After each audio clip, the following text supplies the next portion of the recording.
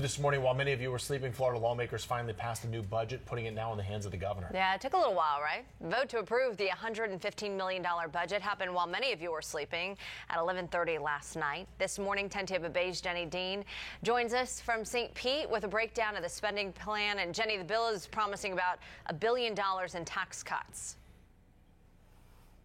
Yeah, good morning, Jameson and Caitlin. That's right. You know, this vote is really a long time coming. The regular session ended back in May, weeks ago, without a budget agreement. So lawmakers really had to get together and work overtime to come up with some issues that they could all agree on. So let's talk about what's in the budget and what they were able to include. That's $560 million for local projects and nearly $500 million for water programs. Now, it also eliminates taxes on commercial leases and sales taxes on some hurricane supplies and sunscreen.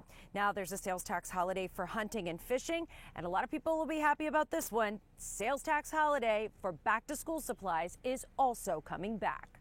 You know, that back-to-school holiday is great for Florida families. Historically, I think it was 12 or 14 days, and it was non-recurring.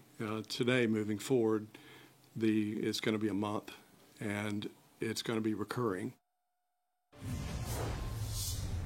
Now, the governor will have a chance to look through that budget. He has until the end of the month to sign it before the beginning of the fiscal year on July 1st. And he does have the power to do line item vetoes, so he can really go through that budget and take out things that he doesn't like. Now, it's not likely the governor's going to get to that today. It's probably going to be a few days because he is currently in France on a trade mission. Caitlin? Yeah, he's a little busy right now. Jenny, there was a lot of back and forth on this budget between the governor, Republican leaders, that got ugly, and Democrats, which is why it took so long to come to an agreement here. So is there any word this morning on how state Democrats feel?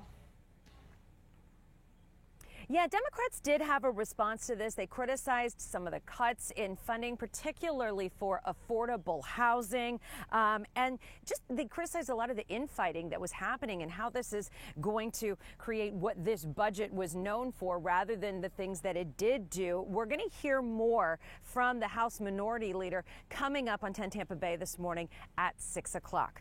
Meanwhile, we're live in St. Pete. Jenny Dean, 10 Tampa Bay.